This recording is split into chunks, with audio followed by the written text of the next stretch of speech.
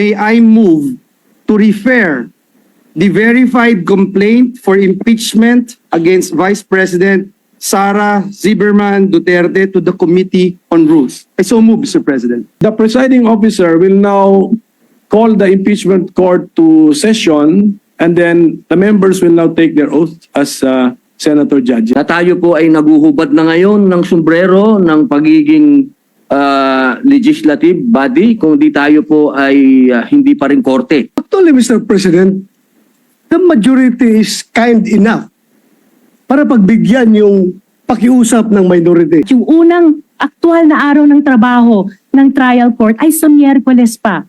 So please, maging reasonable naman po tayo.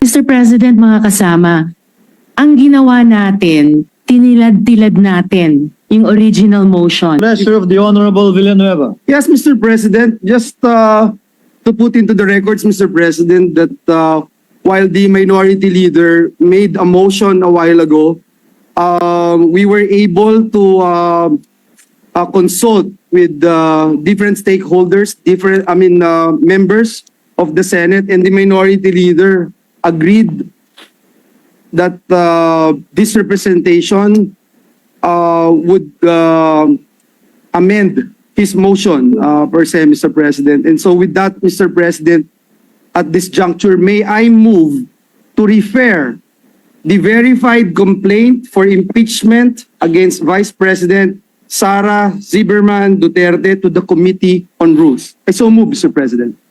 Any objection? Hearing none. The motion is approved. Thank you very much, Mr. President. Mr. President, in view of the referral of the verified complaint, may I respectfully move that the Senate President take his oath as presiding officer. So move, Mr. President. What is the pleasure of the Honorable De La Rosa? Mr. President, just for a clarification, is it correct to assume that though the Senate President takes his oath today, and as you said, the members will be taking their respective oath tomorrow, but the impeachment court is not yet convened, and it is going to be convened on Wednesday, June 11. Am I correct, Mr. President? What For the does record, just for the record. What does the movement say? Yes, Mr. President, the distinguished gentleman from Davao and Bohol is correct, Mr. President. Thank you, Mr. That is President. the intention of the movement, Mr. President. What is the pleasure of the Honorable Just to, Mr. President, Pimentel? just to complete the thought of the... You may proceed, sir. Just to complete the thought of the latest motion of Senator Villanueva, it should, as the presiding officer of the impeachment court. Impeachment. Sige. And then, with the convening, Mr. President, I think tomorrow, when we take our oath, we are convened as the impeachment court.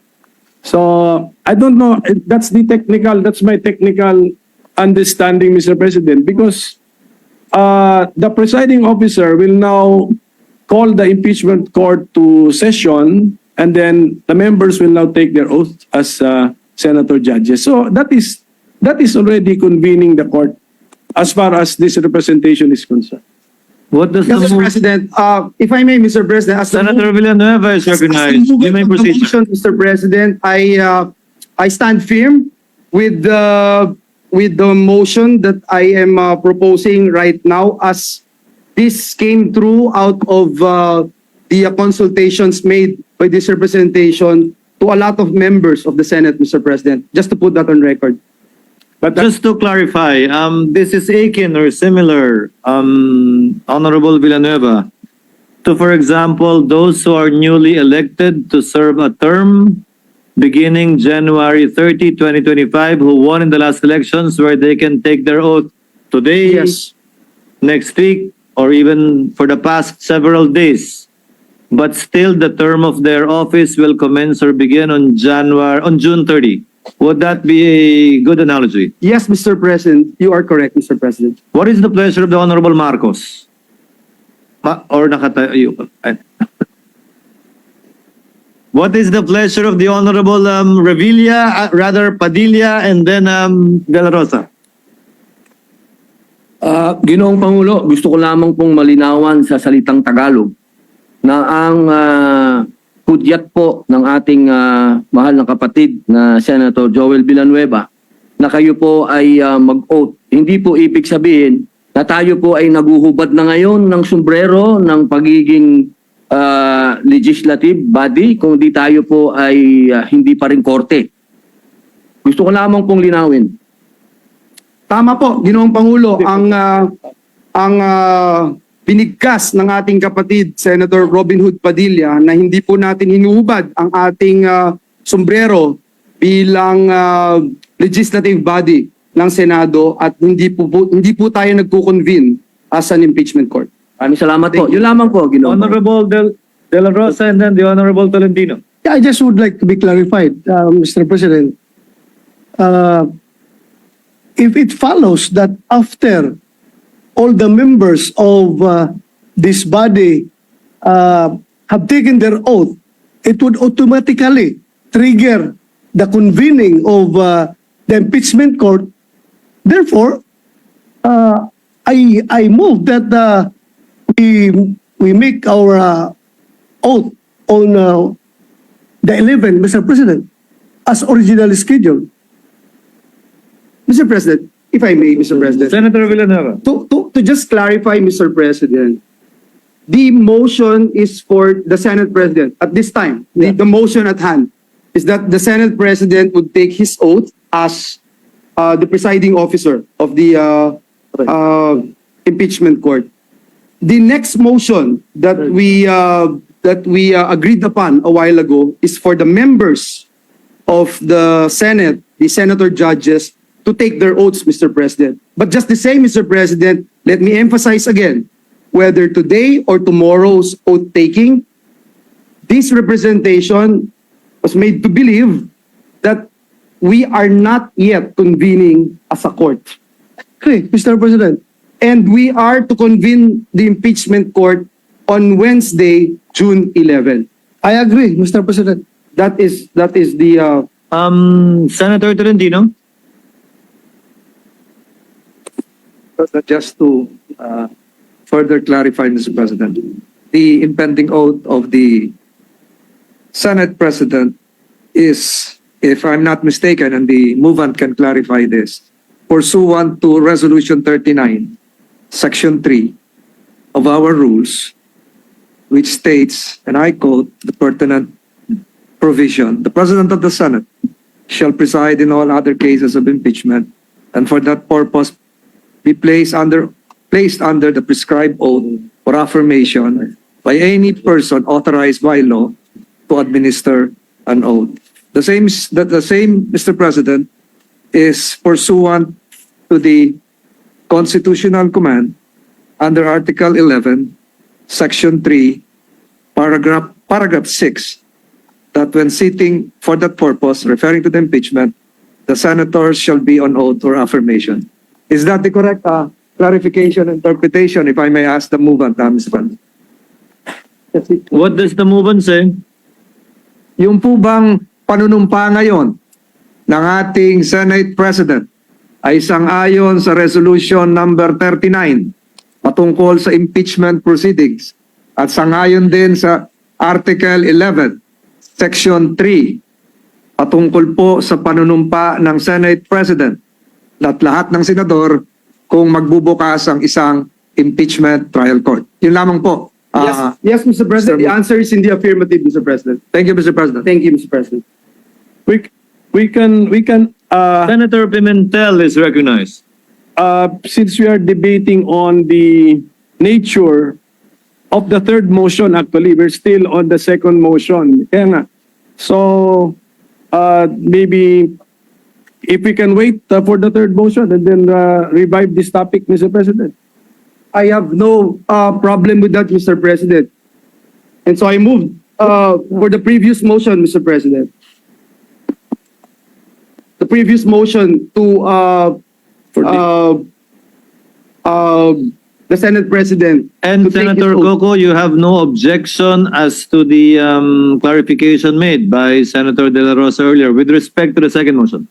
Is that correct? Because it is more appropriate for the third motion which has not Yes. been made, Mr. President. So mas nalilito tayo when we anticipate So the there third is no motion. reservation as to the second motion of the gentleman from Bulacan for the chair to take his oath as presiding officer. Is that the understanding of the Presiding chair? officer of the impeachment court. Yes, sir. Yes, sir. Senator De La Rosa. My clarification, Mr. President, was not yet forthrightly answered, Mr. President.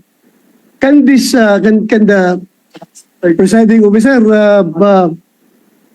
give us a clear explanation as to whether or not we are convened right after all the members of this chamber have taken their oath? Because according to what we have discussed a while ago, that the convening of the court, of the impeachment court, shall proceed only on 11 or Wednesday. That's no. We are still on the second motion, Honorable De La Rosa. That is why, Mr. President, that's a precondition. Because otherwise, my question is a precondition to your taking Understood. oath. Because if you say that it will trigger, then I will object to your to that motion. Understood. Senator Cayetano, what's Sir your President. pleasure? If it will help, You may proceed, sir, if it will help. in the same manner, Mr. President, that you said that parang po yung mga nanalo nung May election, June 30 pa naman sila mag-hold office pero pwede na sila mag-oath. If the Supreme Court was in recess now, but the President appointed 3, 4, 5, 6 justices, they can take their oath. At kahit 15 yan na sabay-sabay ng oath, it will not mean that they are convening the Supreme Court for another session. They will still be in recess. It will be either the law, which sets a date, or in our case, here in plenary, we will set the date kung kailan i-convene. So if it will help, so what will happen is you will take your oath tonight. Then because we referred it to the Committee on Rules, then following precedents, which is part of our rules, then tomorrow, we will take our oath as a group. But yung pagko-convene, in accordance then with our agreement and your notice, will be on Wednesday. If we all accept that, our taking of our oath tomorrow will not trigger the convention of the convening of the trial court. Of course, if we all agree today that after we take our oath, it will convene, then it will convene. But if we all agree we will just be taking our oath today, it's no different than new appointees of the Supreme Court or the CA or the RTC taking their oath, then waiting till the recess is over before they convene. No, if we all accept that, Mr. President. Senator Ontiveros is recognized. Salamat po, Mr. President. Mr. President, mga kasama, ang ginawa natin, tinilad-tilad natin yung original motion ng minority leader. Dahil sa primary issue na ni-raise ng gentleman from Camarines Norte and BARM na dapat tulad ng naging practice nung nakaraang mga impeachment processes, bagamat wala sa rules, i-refer muna sa Committee on Rules. Mapagbigay po ang minority. Nakipag-usap po kami sa inyong lahat sa pamamagitan ng ating pamunuan. At pumayag po kami, pumasok po kami dun sa kasunduan na sige, i-refer na muna sa Committee on Rules. Ipasa ibang araw yung panunumpa nating lahat before the presiding officer, pero siya ay manunumpa bilang presiding officer ngayong gabi. Natural na epekto na kapag Ngayong araw, manumpa ang presiding officer. Bukas ay tayong lahat naman manunumpa bilang senator judges. Natural na epekto yun na we have constituted an impeachment court. Hindi yun po ang unang issue na ni-raise na prejudicial issue. Yun lamang na bakit hindi idadaan din sa Committee on Rules. Nagbigay na po ang minority dyan. Tinilad-tilad na po natin yung original motion na hindi muna mag-constitute as impeachment court ngayong araw, i-refer nga sa Committee on Rules gaya ng hiniling ng good gentleman from Camarines Norte and BARM, at ngayong gabi, yung presiding officer lamang manunumpa. Bukas, tayong lahat ng iba ay manunumpa. At yung unang aktual na araw ng trabaho ng trial court ay sa Miyerkules pa.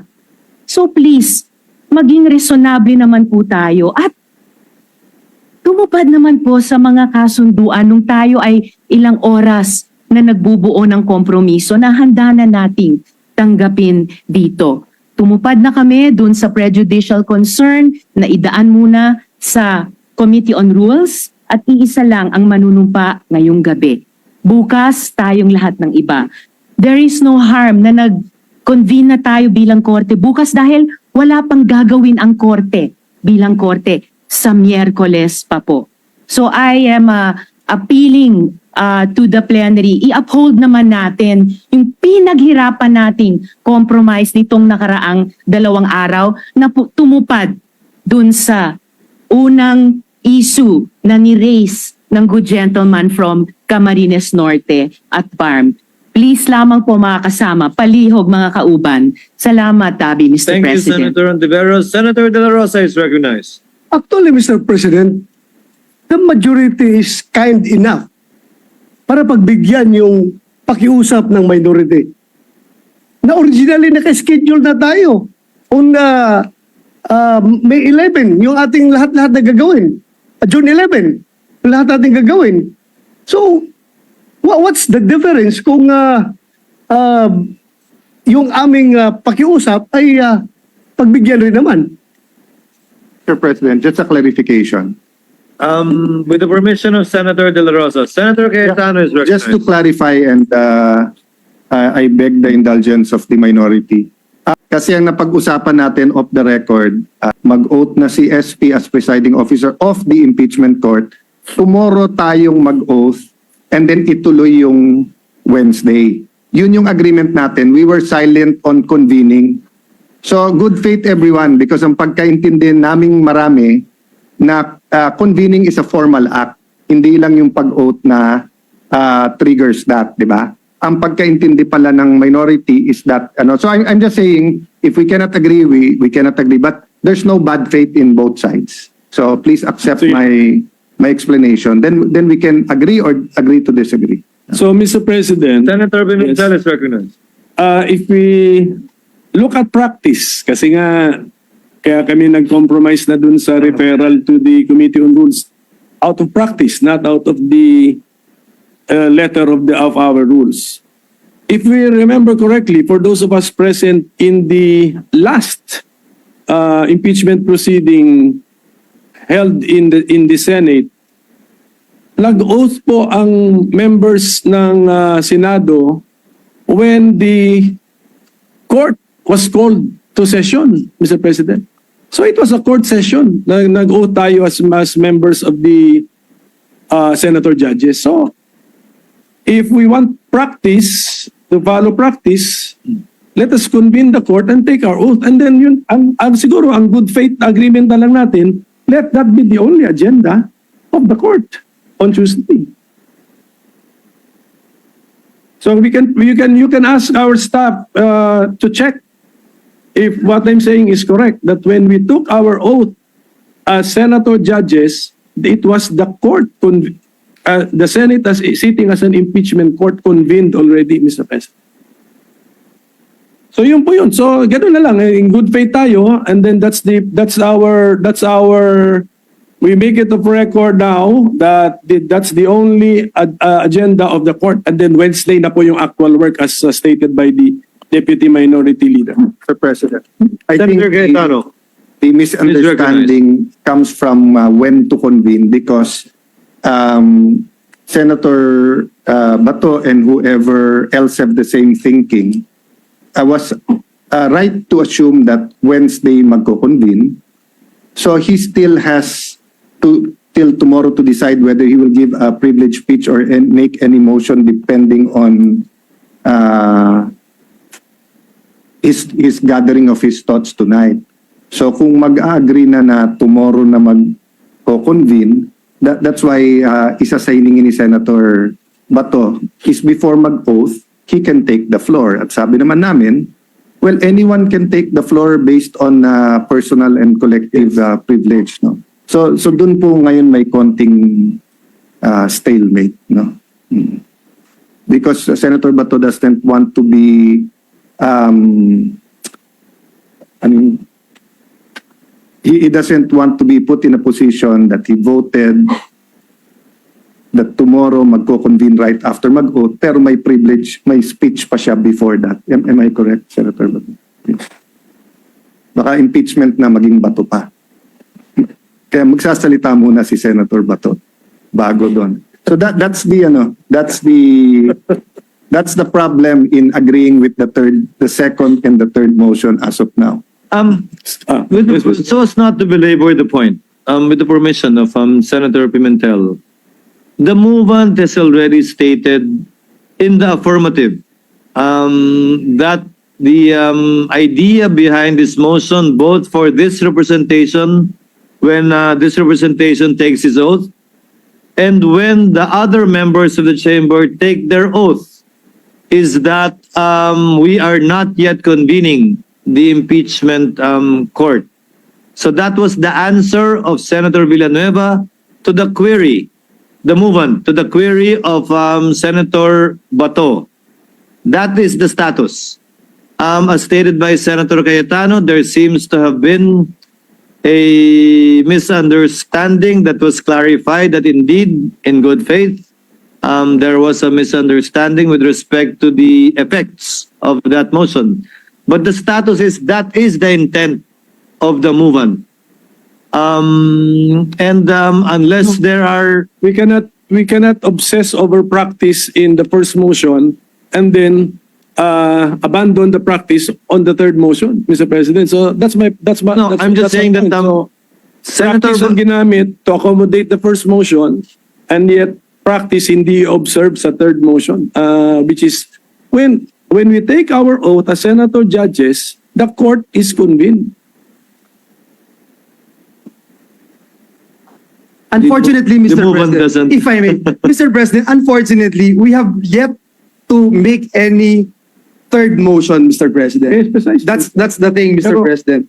I think So Senator De La Rosa has connected his vote on the second motion to Yes. the upcoming anticipated third motion, Mr. President. and when this representation was asked, I already responded, Mr. President, that upon consultation with members of this August chamber, that was the agreement, Mr. President.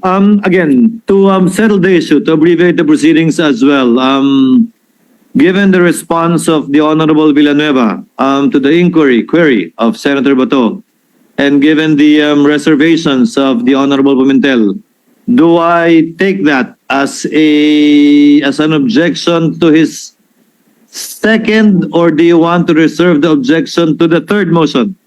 Because he already has answered.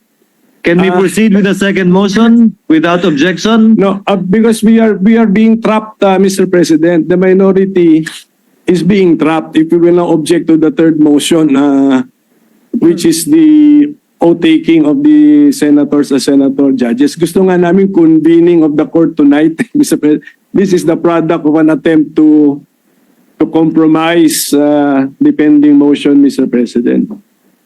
So, with that, Mr. President, can we request for a minute suspension? Session is suspended